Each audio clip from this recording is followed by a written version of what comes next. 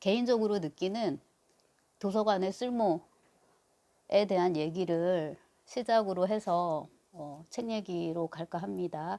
도서관에 오랜만에 갔었는데요. 한 1년 반? 도서관에 왜 가지? 보니까 책을 대출하러 가는데요. 열람실에서 이제 공부를 어릴 땐 했지만 이제 그러진 않으니까 그 책을 대출하러 서고에 이제 도서관에 가는데 어지간히 이제 논문 쓰고 하는데 필요한 책들은 뭐예요? 집에 거진 다 있고 우리 때는 워낙에 제본 뜨는 게 또 이제 유행이어가지고 예컨대 뭐 도스옙스키 연구서다. 지금 공부하는 나보코프 연구서다. 이런 거 이제 제본 뜬 게 있고 이제 그 다음에는 중간중간에 연구비 받고 뭐 혹은 개인 돈으로 해가지고 책을 또 샀단 말이에요. 옛날처럼 양서를 사는 게 힘들지가 않잖아요. 양서, 외서를 사는 것이. 그래서 사실 책을 대출하러 도서관을 간다라고 할 때는 어떤 책이어서 굳이 혹은 반드시 대출을 해야 되는가 이제 이렇게 되는 거죠. 그래서 절판된 책이라든가 그 다음에 이제 사보기에는 참 아까운 거예요. 하지만 지금 봐야 될 것 같긴 하고 이제 그런 책들 또 대출하러 가죠. 근데 그거는 이제 제가 볼 땐 구실이고요. 저 개인적인 얘기입니다. 구실이고요. 도서관에 가는 가장 큰 이유는 소속감을 느끼기 위해서인 거예요. 그럼 뭐 평소에 소속감을 뭐 느끼죠. 필요로 하고, 네. 강의하러 갈 때 느끼고 합니다. 근데 하필 도서관을 통해서, 도서관 방문을 통해서 하필 소속감을 느낄 때는 예컨대 작년에는 안 갔어요. 작년에는 평화로웠거든요. 개인사가 평화로웠는데 재작년에는 개인사가 무척 이제 힘들었던 거죠. 그래서 힘듦의 극점에서 겨울에 12월 뭐 이쯤에 도서관을 간 것 같아요. 12월 말에. 그래서 그때 이제 대출한 이기적 유전자를 읽고 요 채널에 하나 찍은 기억이 있는데 아니 이기적 유전자를 제가 안 샀다니요. 그럴 리는 없겠죠. 샀는데 없어져가지고 이제 그런 거 딱 대출하기 딱 좋은 거예요. 다시 사자니 사서 읽고 나면 분명히 그 책이 어디선가 나올 것 같은 거예요. 네. 그 다음에 이제 그거를 굳이 두 번, 세 번 막 읽을 것 같지는 않으니까 또 소장하기도 그 아침만 비좁고 그런 책들이죠.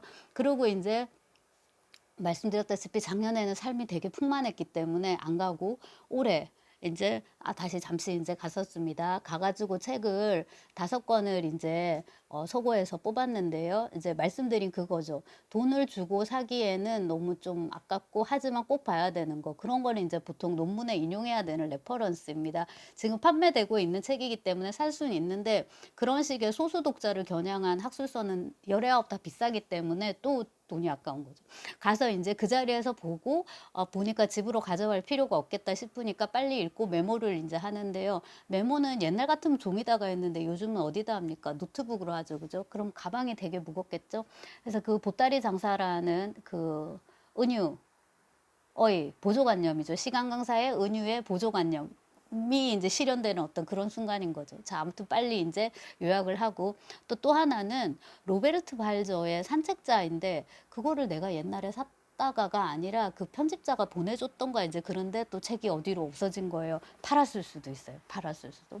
근데 혹시 그 책에서 내가 놓친 게 있나 싶어서 다시 읽고 안 되면 새로 사야겠다는 생각으로 이제 갔는데 이상하게 발저의 세상의 끝인가요? 그 책이 주는 감동에 비해서 산책자는 그렇게까지 와닿는 부분은 없었고요. 일단 덮고 그 다음에 이제 3권을 빌려 가지고 왔습니다. 하나는 원래 생각했던 건데 서사학 강의라는 책이고요. 그 다음에 하나는 그 SF에 관한 책인데 서가 명강. 저 아랫대 출판사 있죠. 21세기 북순가 거기서 이제 나오는 서울대 교수들의 강의를 모아놓은 이제 책인데요. 그 책의 1권은 나는 매주 시체를 보러 간다라는 유성호 교수, 법의학 교실의 유성호 교수가 쓴 겁니다. 그분은 지금 데멘톡 이라는 이름의 채널을 열어가지고 아주 재미있는 이제 콘텐츠를 많이 올리고 계신데요. 그 책도 되게 재밌게 읽었는데 책을 찾을 수가 없는데 도서관에 책이 비치되어 있지 않아서 혹은 저 뭐 의학 도서관 막 이런 데 있어갖고 못 가져왔고요. 그 SF 관한 책은 제가 읽으려고 이제 문을 연 스터디 카페에 갖다 놨고요. 그 다음에 이제 요거 얘기를 하겠습니다. 이것은 강의 도서로 이제 분류가 됐는데 이 책이 강의 도서로 분류되는 거는 신청한 사람이 강의 도서로 신청했기 때문이에요. 그러니까 저도 제가 번역하는 책들을 강의 도서로 넣는데 어떤 걸 강의 도서로 넣냐 하면 그냥 신청할 때 그때 기분인 것 같아요. 아무튼 그러면 이제 강의도서가 되면은 이게 참고열람실에 있나 보던데 옛날에 제가 학교 다닐 때는 참고열람실 책은 대출이 안 됐던 것 같거든요. 그러니까 그 자리에서 열람하고 꽂아둬야 되는데 요즘은 뭐 책을 많이 구비해서 그런지 가져가도 된다 해서 갖고 왔는데 정말 우연히 눈에 들어왔습니다. 미셸 푸코의 문학 비평 이런 책이고요. 이 보시다시피 장정이 제본 장정이 딱 도서관 포맷이에요. 이렇게 빨갛고 어디 도서관이다 뭐 이런 거 적혀 있고 청구 기호 적혀 있고 아시다시피 요 팔은 다 팔은 문학입니다. 이게 무슨 존 듀이 분류법인가요? 이제 그런 거죠. 근데 이제 이 책을 갖고 와서 쭉 훑어봤는데 일단은 뭐 푸코가 이렇게 대단하신 분이 문학 작품에 대해서 문해 이론에 대해서 이렇게 써주신 것이 뭐 대단한 거고요. 그래서 우리가 지금 이렇게 배우고 있는 이런 학자들 있잖아요. 이런 분들은 일단 양에서 압도한다라는 말을 제가 몇 번 했는데 이 많은 저작들을 쓰면서도 그들이 지치지 않았던 거가 결국에는 역설적으로 그들의 천재성을 방증하는 거구나. 그 미스터 션샤인 작슨 그 김은숙 작가가 뭐 자기는 천재 아니라고 하루에 뭐 10시간씩 계속 꾸준히 썼다고 하는데 저는 하루에 뭐 2시간도 3시간도 소설 못 쓰거든요. 그러니까 그렇게 생각해 보면 그렇게 쓸 수 있다는 것 자체가 그분의 재능을 입증하는 거죠. 푸코도 그런 생각을 하게 되고요. 그다음 이거 편자가 편집한 사람이 김현 선생님입니다. 고 김현 문학평론가이자 불문학자인데요.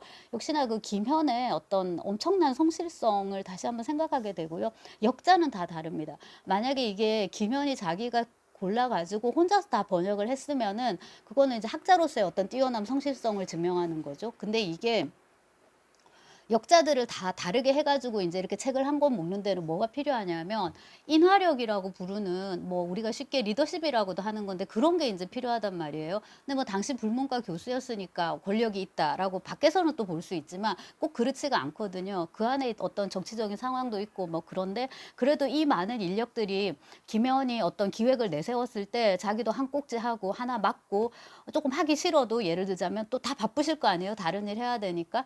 그런 거 밀쳐놓고서 나도 한 꼭지 번역할게요. 혹은 들어왔을 때 아예 저도 좀 하겠습니다. 빼지 마세요. 이렇게 하고서 이렇게 들어갔다는 것 자체가 김현의 어떤 인화력, 리더십 그런 거를 또 얘기해 주는 것 같고 그런 것들에 대해서 좋은 얘기들을 저도 뒤로 많이 들었던 것 같습니다. 책을 보면서 그 생각을 했고요. 그 다음에 이제 책의 내용은 뭐 제가 꼼꼼하게 지금 이거를 읽을 수 있는 그런 상황은 아니고요. 오랫동안 잊고 살았던 이름들을 환기하는 계기가 됐고요. 바따요라든지 바르트 얘기 많이 나오는데 요즘에 우리가 바르트를 좀 덜 읽는 것 같네요. 어릴 때 바르트의 사랑의 단상 그거 되게 재밌게 읽었고 거기서 출발해가지고 일본에 대해서 쓴 거 있지 않나요? 기호의 제국인가? 그런 것도 있고 이것저것 사진에 대해서도 있는 것 같고 아무튼 바르트 그 다음에 모리스 블랑쇼죠. 블랑쇼는 전집도 나오고 오히려 바르트보다는 블랑쇼가 더 많이 읽히고 트윗을 들어가 보면 이제 저는 계정만 있고 하진 않는데요. 블랑쇼 얘기가 더러 가끔씩 인용부 같은 게 뜨고 하더라고요. 이제 이런 사람들에 대한 얘기가 나오고 그 다음에 이제 푸코는 프랑스 사람이니까 프랑스 학자니까 당연히 자국 문학을 네, 그게 맞겠죠. 그래서 뭐 사드라든가 이런 이름도 들어 보이고 그리고 이제 말하고 보니까 아니네요. 범유럽이네요. 앤 레드클리프라든가 뭐 세르반테스라든가 이런 앤 레드클리프는 영국 작가인데요. 별명이 고딕 소설의 여왕입니다. 이제 이런 이름들이 조금씩 보이는데 이제 제가 다 상세하게 읽을 시간은 없고 이 중에 하나 눈에 들어오는 게 도서관 한상이라는 제목의 조그만 에세이인데 그것이 플로베르에 대한 글인 거예요. 그래서 플로베르가 어떤 근대적인 환상을 보았다. 그런 것에 사로잡혔다.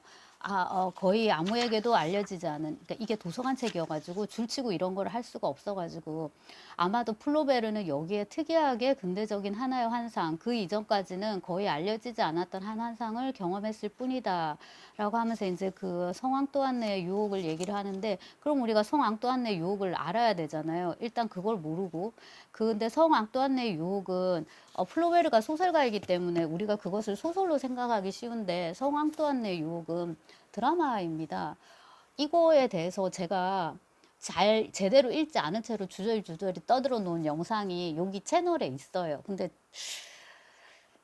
네, 제가 그 이후로 이 정보가 더 업데이트 된 거는 아닙니다. 근데 이제 공부를 하고 싶어서 옛날에는 특강을 좀 다녀봤는데 공부를 별로 안 하게 돼가지고 자극이 별로 되지 않아서 역시 자극은 예, 대학 강의를 하든가 아니면은 이제 그냥 저 혼자 이렇게 자족적으로 공부를 하는 게 차라리 낫겠다라는 이제 생각을 하게 되고 특히 이제 왔다 갔다 하면 시간도 많이 쓰고 해야 되기 때문에 예, 그건 이제 그만뒀는데 그때 조금 더 열심히 했었어야 됐는데 아무튼 이제 그때 읽지는 못하고요. 자료를 좀 모아놨는데 이제 그 중에 하나가 이건데요. 아니 원래 있었고 그때 들춰봤는데 굉장히 이것도 오래됐다는 거가 이 그윽한 냄새에서 책의 향기에서 이게 전해지네요.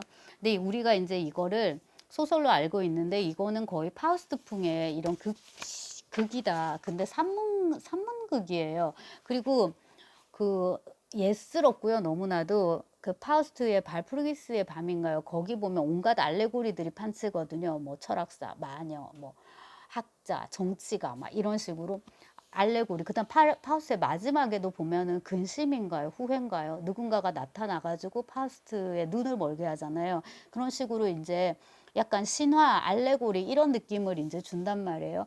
근데 이거를 되게 애착을 가졌나 봐요. 플로베르가. 그리고 몇 번씩 인생에서 주기적으로 고치고 이랬는데 읽으면 읽을수록 그 19세기 소설이라는 느낌이 전혀 들지 않는데 작가는 왜 이거에 빠져들었을까? 이 푸코가 쓴 도서관의 환상을 조금 꼼꼼하게 읽으면 그 답을 찾는데 도움을 받을 수 있지 않을까라는 생각이 들고요. 도서관의 환상이라는 제목을 처음 봤을 때는 플로베를 찍고 보르헤스로 갈 수 있겠구나 싶은데 이거 제가 안 읽었으니까. 근데 이제 옛스러운 기억, 옛날 옛적의 기억이 있어요. 이 부바르와 패키세를 재미있게 읽었던. 얘 둘이는 이 두 사람은 남자인데요. 요즘 같은 거 살포 동성애 코드로 뭐 모르겠어요. 분석할 수 있을지. 근데 그때 읽을 때 그런 생각은 전혀 하지 않았고 대학 때 읽었으니까.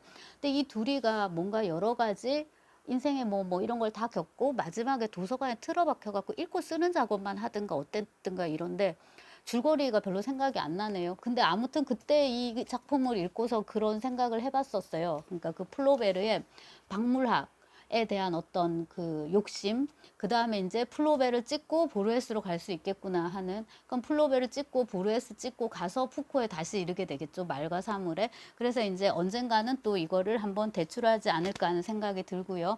약간 이게 도서관의 쓸모로 시작을 했으니까. 그러면은 도서관의 쓸모 이제 이 책은 반납을 할 겁니다. 구입할 수 없느냐?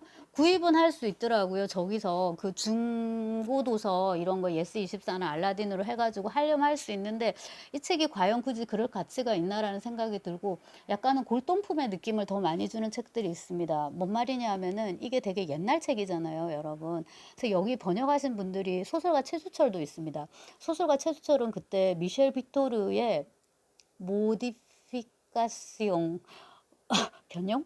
아무튼 그걸로 일단 박사 논문도 받았고 저는 뭐 최수철 팬을 제가 자처하죠. 그래서 최수철의 박사 논문도 제가 찾아서 읽은 기억이 나는데요. 아무튼 이제 최수철도 번역이 있고 그 당시에 이제 그 뭐 박사를 받았거나 과정 중에 있었거나 심지어 이제 석사학위만 받았거나 그런 분들이 다 하신 거잖아요. 그래서 제자들 공부도 시킬 겸 그다음에 이런 거를 푸코를 갈망하는 여러 이런 연구자들 혹은 일반 독자들 조금 교양을 갖고자 하는 그런 사람들의 지적인 호기심도 만족시킬 겸 해서 이제 나온 책이잖아요.